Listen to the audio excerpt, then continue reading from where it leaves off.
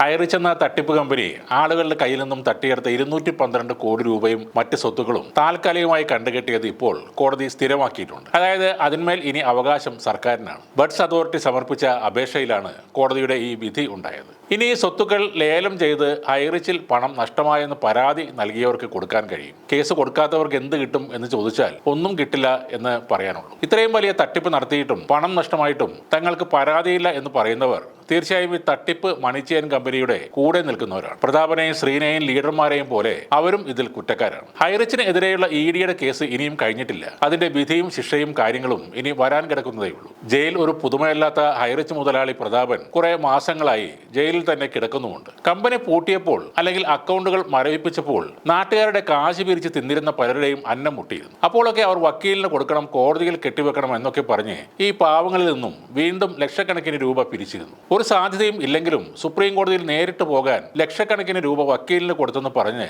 അതിനും ഇവർ പിരിവ് നടത്തിയിരുന്നു. ഇപ്പോൾ ഫ്രീസിംഗ് സ്ഥിരമാക്കിയതോടെ എങ്ങനെ ഇവരെ വീണ്ടും പറ്റിക്കാം എന്ന് ആലോചിക്കുകയാണ് ചില ലീഡർമാർ. അതുകൊണ്ടൊരു സൊസൈറ്റി അവരങ്ങ് ഉണ്ടാക്കി. അതാണ് സേവ് ഹൈറിച്ച് സൊസൈറ്റി. അവർ പറയുന്നത് ഇങ്ങനെയാണ്: ഹൈറിച്ച് കമ്പനിയിൽ അസോസിയേറ്റ് ചെയ്തിട്ടുള്ള ഓരോ വ്യക്തികളുടെയും നഷ്ടപ്പെട്ട ബിസിനസ്സും സമ്പത്തും തിരിച്ചു കൊണ്ടുവരുന്നതിന് വേണ്ടി പ്രവർത്തിക്കാൻ ഒരു സൊസൈറ്റി രജിസ്റ്റർ ചെയ്യാൻ പോവുകയാണ്. വേണ്ടി വന്നാൽ കമ്പനി നടത്തുന്ന കേസുകളിൽ കക്ഷി ചേർന്ന് പ്രവർത്തിക്കാനും കേസ് നീണ്ടു പോകുന്നതിനാൽ ഒരുപാട് ആളുകളുടെ ജീവിതം വഴിമുട്ടി നിൽക്കുകയാണെന്നും ഗവൺമെന്റിന്റെയും കോടതിയുടെയും ശ്രദ്ധയിൽ കൊണ്ടുവരിക എന്നതുമാണ് നമ്മുടെ ആദ്യ ലക്ഷ്യം. ഹൈറിച്ച് മെമ്പേഴ്സ് എല്ലാവരും ഫോം പൂരിപ്പിച്ച് അംഗങ്ങൾ ആവുക. മണി ചെയിൻ ഈ രാജ്യത്ത് വീണ്ടും ഞങ്ങൾക്ക് നടത്തണം, സർക്കാർ അതിന് അനുവദിക്കണം എന്നാണ് ഇവർ ഈ പറയുന്നത്. ഒരു കാലത്തും നടക്കാൻ പോകുന്ന കാര്യമല്ലെങ്കിലും അതിന്റെ പേരിൽ കുറച്ചുനാൾ കൂടെ പിരിവെടുത്ത് തിന്നാനുള്ള ചിലരുടെ ഒരു നീക്കം മാത്രമാണ്. ബഡ്സ് അതോറിറ്റിയുടെ പിടിയിൽപ്പെട്ട് അക്കൗണ്ട് മരവിപ്പിച്ച ഒരു കമ്പനിയും നമ്മുടെ രാജ്യത്ത് ഇന്നേ വരെ തുറന്നിട്ടില്ല. രാജ്യത്തിന്റെ സമ്പദ് വ്യവസ്ഥ അട്ടിമറിക്കുന്ന ഒരു ദ്രോഹമാണ് ഈ മണി ചെയിൻകാർ നടത്തിയിട്ടുള്ളത്. അത് ഒരു കാലത്തും തിരികെ വരില്ല എന്നതാണ് സത്യം. അതാണ് യാഥാർത്ഥ്യം.